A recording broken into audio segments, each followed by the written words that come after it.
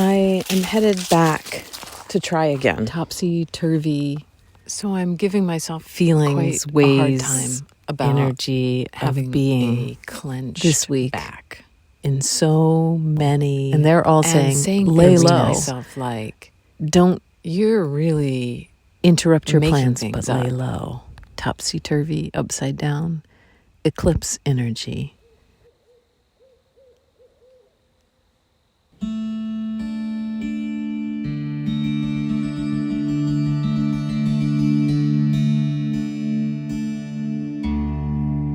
I am your host, Ann Headley, and this is my podcast, What is Going On Anyway?, where I contemplate the current moon and what that means for me as a pathway through daily life.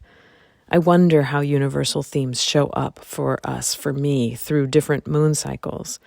And as I reach for meaning, using my intuition and imagination, I find I'm discovering a richness in the simplicity of paying attention to life exactly as it is. I've come to the woods again. I thought I was going to make it out to a birch tree that I made an offering to a while ago. I kind of put this birch tree on the spot, asking for some sort of relationship. And it was quite generous at first. And I came back to it one day and I felt like, oh, I need to offer something to this tree. So I left. It's a little ways. It takes me a while to get there. So I can't just pop over to this really, really old birch tree.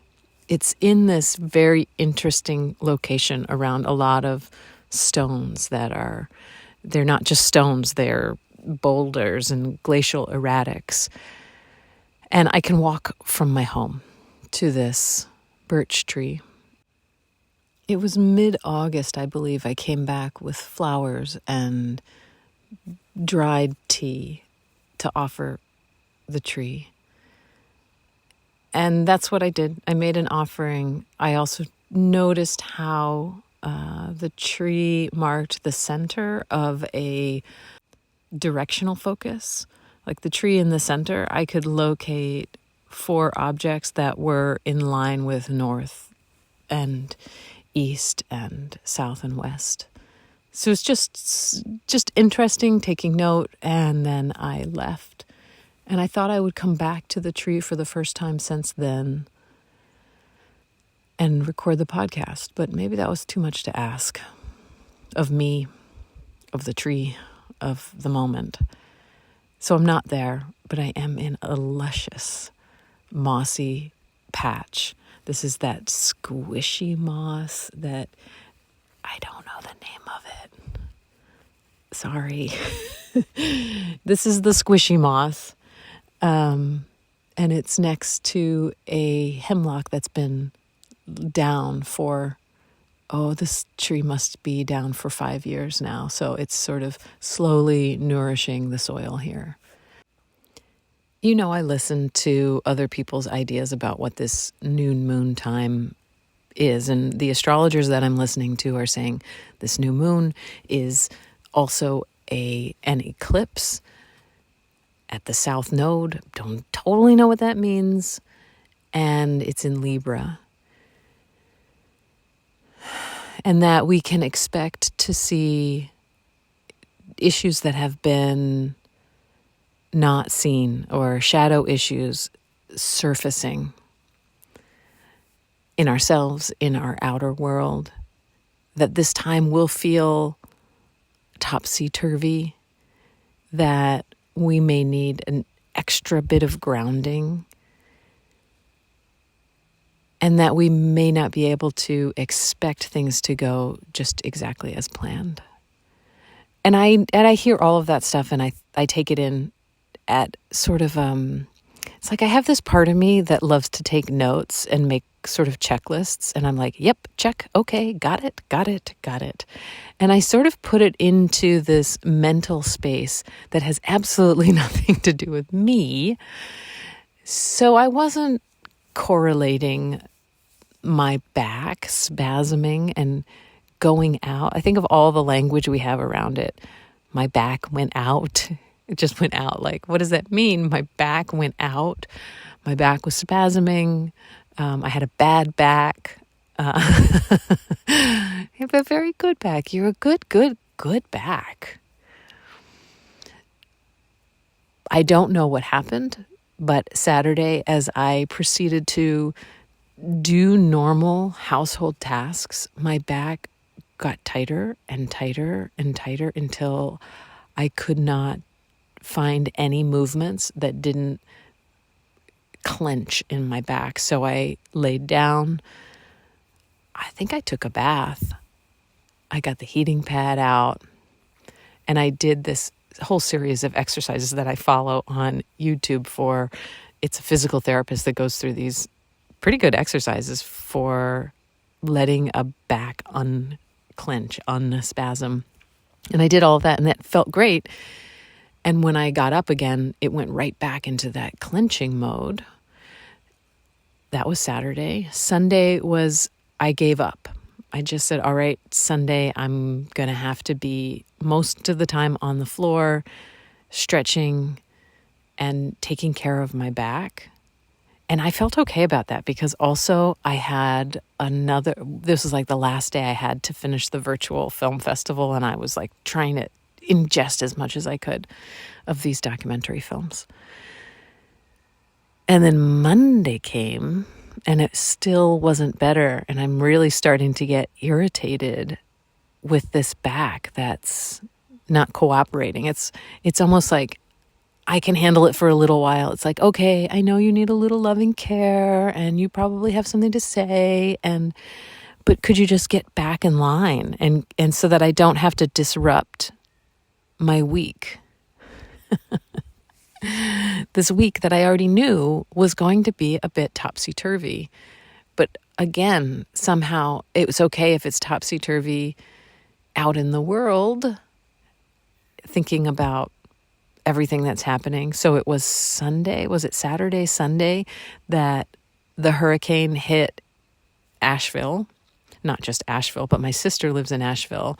So there's this, I was worried about her. My back was clenching. I don't think that's totally why my back was clenching, but yes, I was worried about her and her family. So I'm giving myself quite a hard time about having a clenched back and saying things to myself like, you're really making things up. Anybody else with this kind of pain could just go about normal activities. You just really want to lay around all day and you'll make any excuse to do that. You can't even do the simplest of things. The next thing you know, you'll get a migraine. My head is hurting too, by the way. I ended up taking my medicine, but I don't want to complain about it because I feel like I can't be out with an injured back and also have a migraine. Like, I don't know who makes these rules for me, but there seems to be rules about how incapacitated I'm allowed to be. So Pia came over to help me with my back, offering to play the tambura over me. And this is something that I've done for her before, and she wanted to be able to offer it back. I can play the tambura, but it's not the same when you're doing it over yourself as to be able to relax and have someone else do it for you.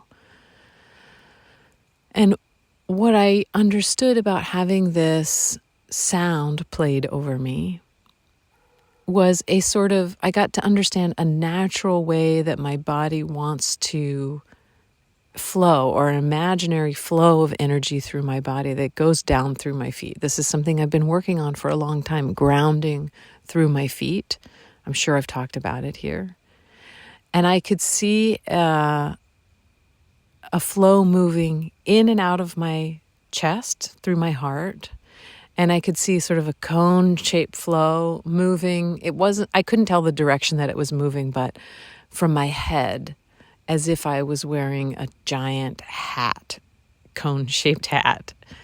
like receptive. It looked receptive, but it looked a little bit back and forth with that receptivity, like radiating out and also receiving in, flow forward and back through my heart, and then a very incredibly large flow of energy moving down through my pelvis, out through my feet, and then radiating out like roots from my feet, and from my feet going down like 6 feet with this like rooty material. I almost want to draw it or make a costume that looks like that. But if I had a costume that looked like that, I'd have to float 6 feet above the ground so you could see it.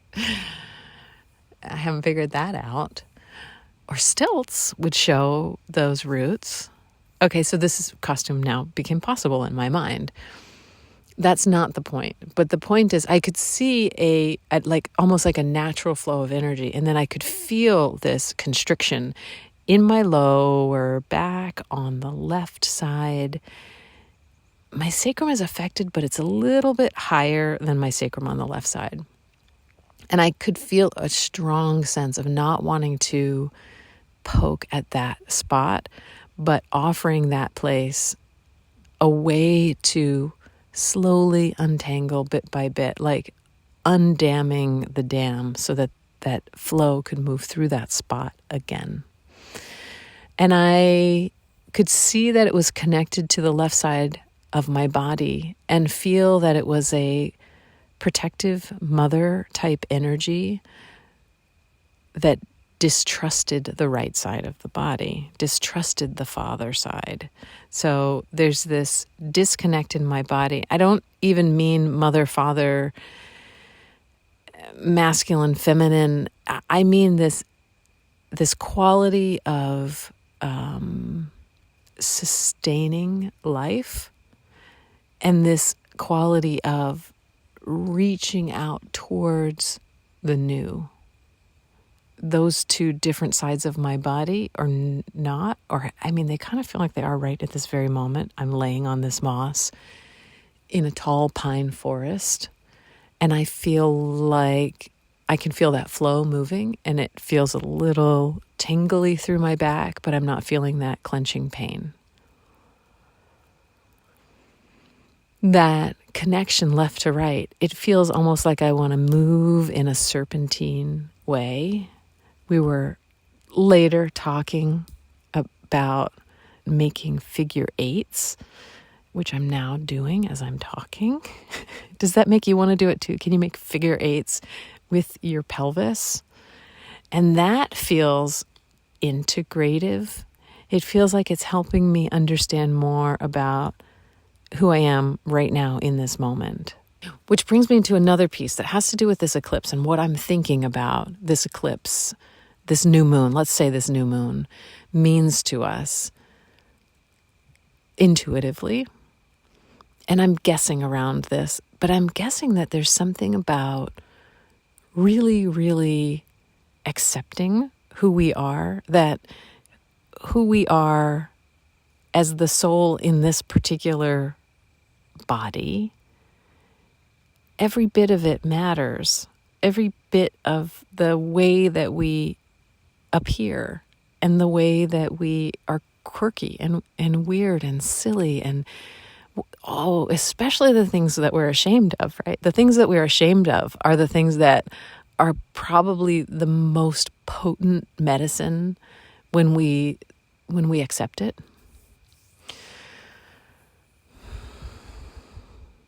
And it's sort of like that constricture in me was about me not having a flow inside of myself of the sustaining energy versus the moving into space energy.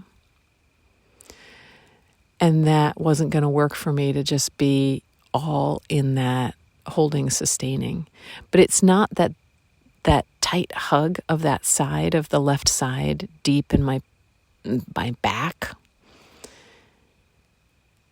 That was a piece of letting go of grief, like this deep grief. It goes through the generations a grief of having to deny my authenticity, deny myself in order to make things work.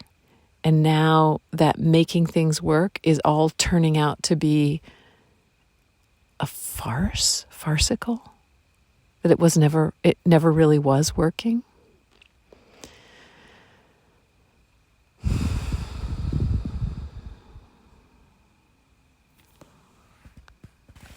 This is me picking an apple and setting out for that birch tree. This is the third or fourth time I've attempted. And it's not like it's this huge ordeal even to get there. It's not that far. It's just that I've gotten interrupted and just went with the flow of that, not pushing, because like a relationship, if it's not right all around, it's not right. And I think what I'm practicing going into is this ability to understand consent from all sides, not just the intellectual side of it, but the feeling, the body feeling side of it for me, which has been long confusing. As a female-bodied person, I gave away my right to consent early on when I started participating in our culture. And I didn't know I did that. I did. And so as I'm reclaiming that and pulling that back into myself, I have questions about things that I didn't think were even questions. About timing, about joy. I'm still heading up towards the birch tree spot, and I am sweating a little bit. I don't normally sweat at this point in this walk, and my back is hurting a little bit. I thought, when you are in pain, that's kind of a different sort of exertion. I hadn't really thought about what in order to do a normal thing while you're also in pain. And let's just, physical pain in this case, but also other kinds of pain, it taxes us differently. I'm just noting that. I've got a woodpecker. When I slow down, I can hear the woodpecker and blue jays around me. I've gotten just the teensiest bit turned around. I was going to say lost, but I know where I am. And so I'm approaching the tree differently, from a different direction, actually from the north this time. I was able to walk around and enter the tree from the direction of the east. There are hemlock trees around the birch tree that they just correlate to the cardinal directions. And that's nice and interesting. So I entered from the east and was able to leave an offering. And as I was entering, I was having this experience of consent, which I've been wondering about and thinking about. I know the consent story. Would you like tea? Are you sure you want the tea? I made the tea for you. And that someone can refuse that. And I get that. That's a really good analogy. And I was talking about consent earlier this summer when I was modeling and trying to figure out where was I comfortable. And what I found out today as I was approaching the tree and having had several experiences of trying to get here and then it didn't work, and realizing that it's obviously, it seems so simple, but it's a relationship back and forth. And that as I was approaching the tree, I had the opportunity to decide I didn't want to come, that I could turn around at any point. And so that slowness of listening and receiving and asking permission gives the asker permission to retreat as well. So I had full permission as I was entering that space to decide it wasn't for me. I didn't want to have this time with the tree. But it turns out I did, and it's quite beautiful. I can still see it sort of. I'm a bit of a distance away from the tree now, resting on a really big flat boulder. And there's like a shadow of orange around the base of the tree from the petals. And I walked around several times and offered the petals almost as if the tree was a fire. And then hugged the tree. And the tree said, "Take your backpack off." So I did. And then my back was actually quite hurting. And I turned around to press my back on the tree. And I heard, "Let go of your burdens. Let go." And I'm imagining that that is the message for this moment, this new moon.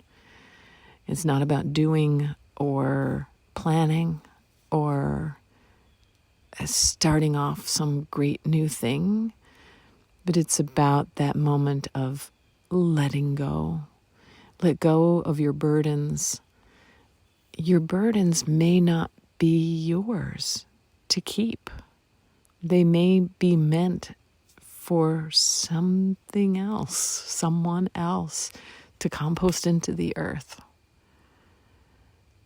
Let go of your burdens. When I think about that, I know what some of mine are. And it seems like giving up a little bit to let go of them, and I'm exhausted too. And I think that's part of this back seizing up for me is just, I think I'm trying to a lot. And maybe that's a burden of mine, that thinking I need to be something more, better, different than what I am. So let go of your burdens. That's our message to be shared from the birch tree. It's nice that right now is the start of Rosh Hashanah. My friend Lori gave me a prayer. I'm not Jewish, but this prayer can be used to let this be a new start. Let this be a letting go. And it involves throwing breadcrumbs into water and watching them wash away and saying a prayer of release. I think that's an important moment right now. Not the new beginning so much, but what it means to start means putting something down. Because right now is also an eclipse, the questions that we ought to be asking are, what is the information that's coming to you from the dark? And what is shadow work showing you? So my girlfriends and I had a conversation just yesterday about shadow work and the difference between the shadow work of the victim that is, I forgot the words of this. You all are going to remember if you're listening, but the kind of superficial shadow work where you're stuck in victimization, and then the elevated or mystical shadow work where you're seeing that we all have cycles of victimization and that there are bigger stories happening, and we travel through cycles. I know in therapy work, what is that triangulation? Hold on, let me look that up. Okay, the way I Googled it was looking up the codependent triangle, which is also known as the drama triangle, and it also has somebody's name. Sorry, I'm not going to go back and look it up right now. But you've all probably heard of that before, this triangle of drama where you've got the persecutor and the victim and the rescuer. And that would be like the simple shadow work. We can go round and round, and we could just keep going, and it's satisfying in its own way, but it just never ends. And that the elevated maybe way to move out of that continual cycle is to have the persecutor be the challenger or the leader. The victim is the creative talent, the doer, the creator. And then the rescuer turns into the champion or the coach or the one who's like, I know you can do it. I believe in you. And, we can be that for ourselves, but how lovely to be that for other people, to not try to solve their problems, but to encourage them that they have the resources, or bring the resources to them, or find a way that we can be champions for each other. And that's why I keep coming back to this idea of how much we need each other, and how painful it is to be vulnerable with each other, but that we cannot get our needs met unless we become vulnerable with each other. And none of this work happens well without a good understanding of consent and what our bodies are saying okay to. And this brings me around to a conversation that I also had with my girlfriends yesterday.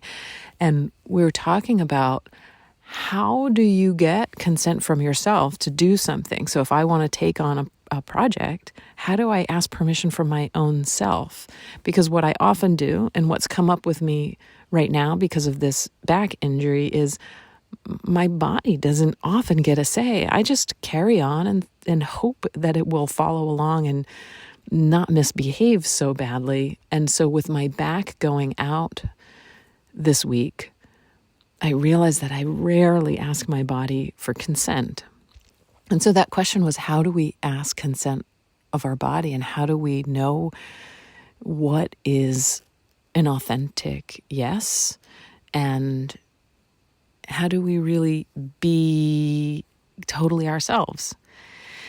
This is a long conversation, right? But I ended up having this image that I wanted to share in conversation, and I tried, and I'll try again, where if we're made up of all of these sort of dials or knobs or switches, in order to get our switches to turn to the yes consent, we have to accept all of ourselves, that all the switches have to be in acceptance.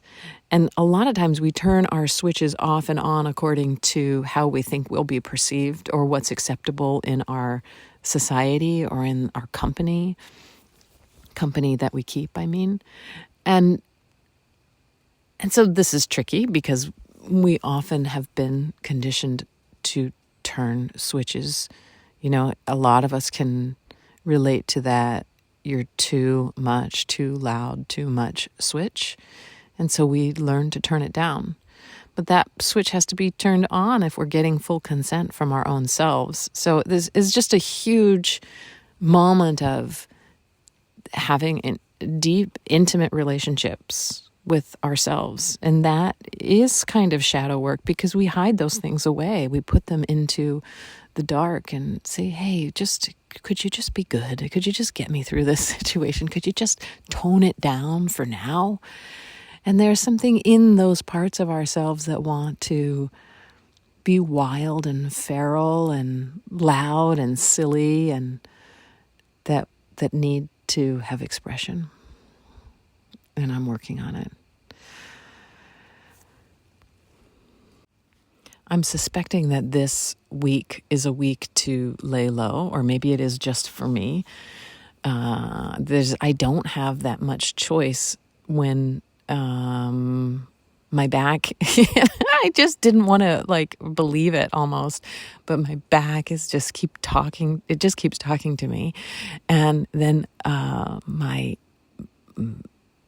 signals of an oncoming migraine started as well. And it's almost like I'm afraid to let anybody know that there's a migraine on top of this back thing, because it just seems like too much that I'm laid up with a bad back, although it is bothering absolutely no one. It is, I am not, I don't think I'm putting anyone out.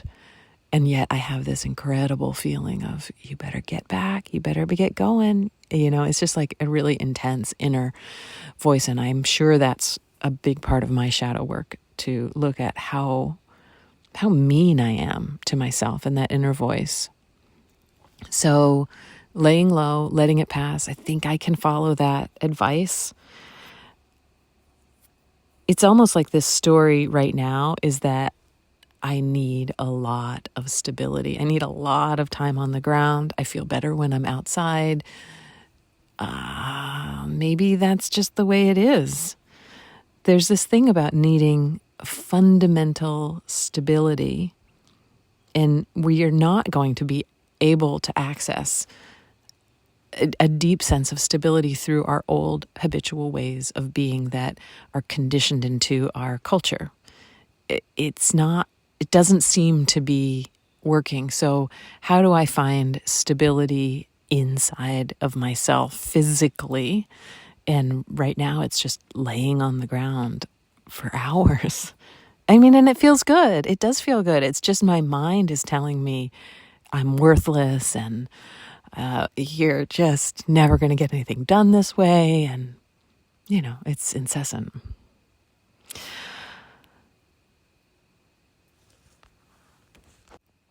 That was a big breath. I think we should turn to the I Ching and see what the I Ching has for us right now with this new moon. So, dear Oracle of the I Ching that I love to use so much, thank you. And what would you have us know for this new moon time?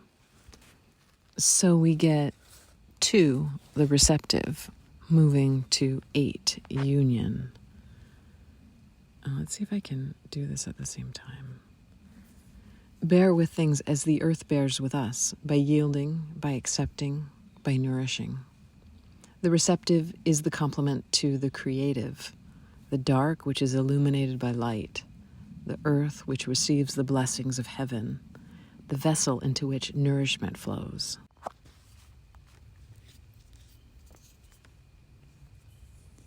This is a time to follow rather than lead, to assist rather than initiate, to listen rather than talk. Redevote yourself to the cultivation of modesty, receptivity, and gentleness now, and let go of concerns about the conduct of others or the progress of your worldly ambitions. Ooh, does that not sound spot on? Let go, let go, let go, let go. Let something else receive, or maybe be receptive, let go. So one thing that I did when I came out here, I kind of wanted to talk about, is I sometimes like to sit in the woods and do an open-eyed meditation. And I don't know, it's not really a meditation. I'm just sitting still as I can, and letting myself stare off into the wood space and let my focus be sort of single-pointed so that my peripheral vision expands and everything kind of goes fuzzy. And I just sort of enjoy the sensation of this.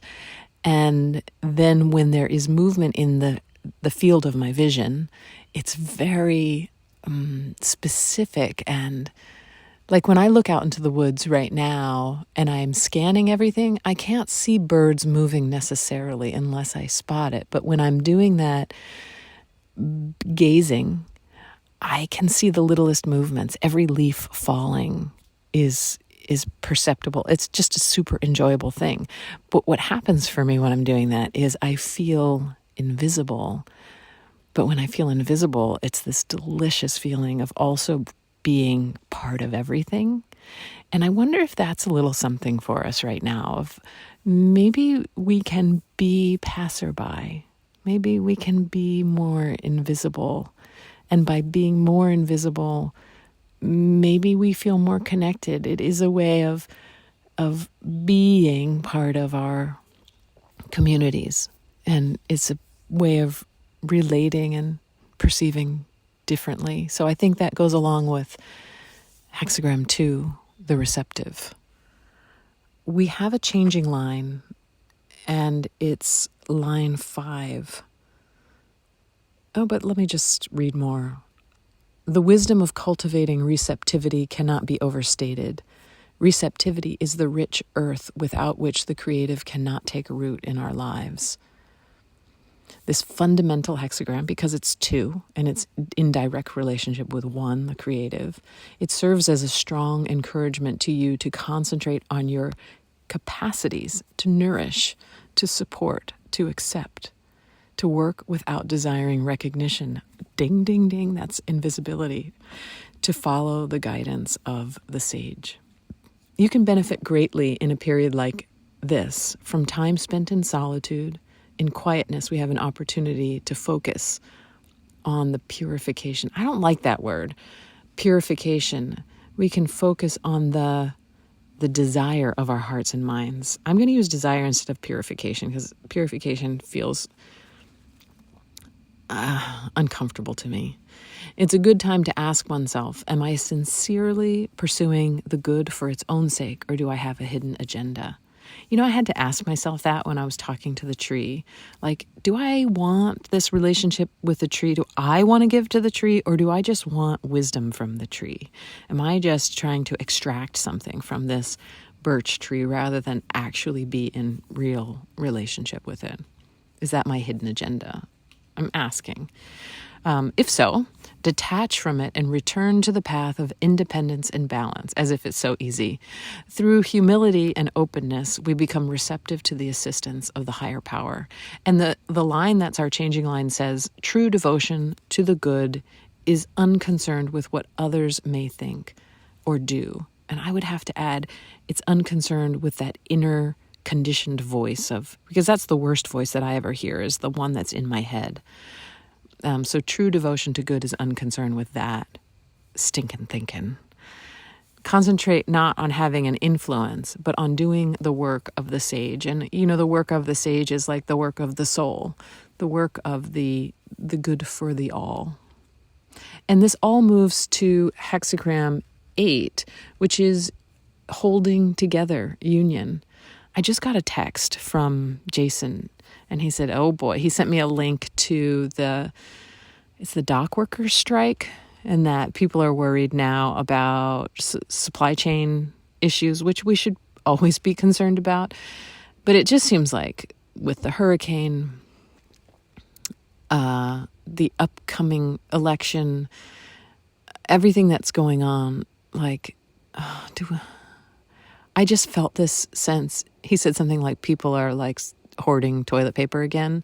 And I just felt this here we go again. This exhaustion by, the exhaustion that I'm feeling is sort of like we don't have better ways of coping with emergency situations.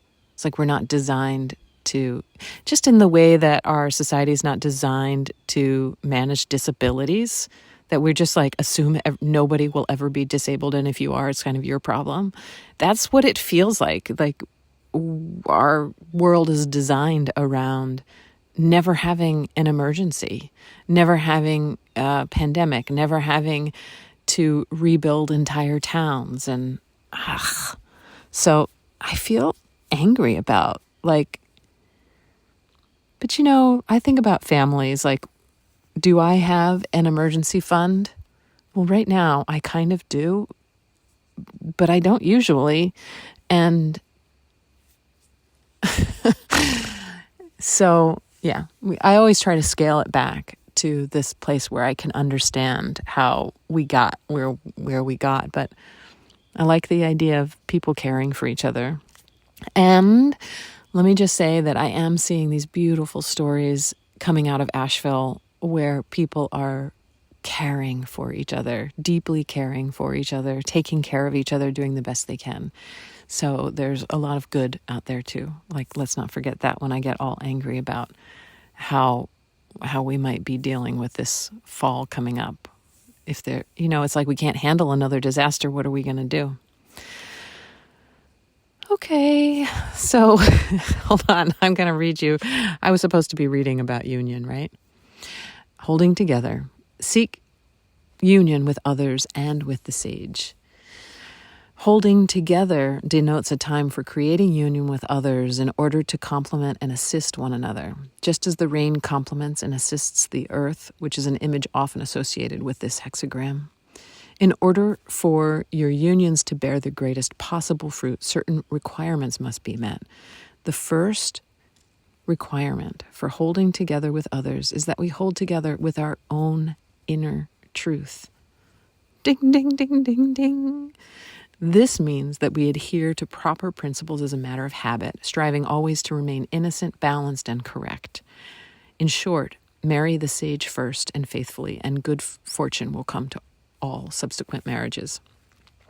I think that's interesting too. I sometimes talk to people about this, but when I got divorced, that I was so hurt. I was so sad, and I was in so much grief. And I also had this feeling like, I'll never do that again. Like, I'll never do that hurty thing ever again. Boy, that hurt. And I bought myself a ring, and I got engaged to myself, and then I reclaimed my vows. I pulled up the vows that I had said when I did get married, and I rewrote them for myself, and I did not have people. This was very private. I reclaimed my vows and I married myself. And I think this hexagram is saying marry the sage, but I don't know what that is. Like, I'm not going to marry Jesus. I'm not doing that kind of thing, but I will very happily marry and be my own partner as long as I shall live. I think that's such a beautiful thing. And I can actually say that to myself, and I can do my best to be true to myself. I still betray myself sometimes, and I don't always think of myself first, but I keep coming back and redoing that for myself. And I think that's something like, I recommend it. I recommend it. We should all do that. The second requirement for holding together with others is that we steadfastly resist the clamoring of the emotional inferiors within. Okay, so that stinking thinking. Every union meets with challenges, and if we're not resolute against the effects of fear, doubt, despair, and anger, no lasting success will be possible in any relationship. This is a good time to ask yourself if you're displaying the steadfast correctness and strength of character that are at the heart of all great unions. And finally, it is the responsibility of one who would unite to see that it's possible for others to enjoy union as well. Everyone, abled, disabled, whether you like them or not, whether they are a Trump supporter or not, it is the responsibility of one who would unite to see that it's possible for others to enjoy union as well. The desire for community is deeply felt by all humans, and it is the shared responsibility of all those on the higher path to make some sort of family available to those in need. In doing this, we pay homage to the sage. Yeah, I think so. I think we've got it. It's not really different every time. It's not really that different. But as I lay here on this stone and my back feels relaxed and the trees are surrounding me and it's warm enough to be outside in bare feet, this is our moment. Let go. Be honest with yourself. Turn down the volume of the critical inner voice. We have some stuff to face together collectively, but in doing that, we have deep connections, resources for each other, ways of being in community that allow us to be authentically ourselves and to be loved for that, to be seen and to see others. I think that's it for us for now. Thank you for being here. You can reach out to me at my website, www.annheadley.com. You can support me on Patreon. That's patreon.com/watermoonstudios. It'll be an interesting full moon. We've got 2 interesting weeks in front of us. Looking forward to checking in again soon and seeing how you're doing. Until then, may you be well. May you know peace. May you dream of justice. May all beings everywhere, whether known to me or unknown, be well. May they know peace. May they also dream of justice. Bye for now.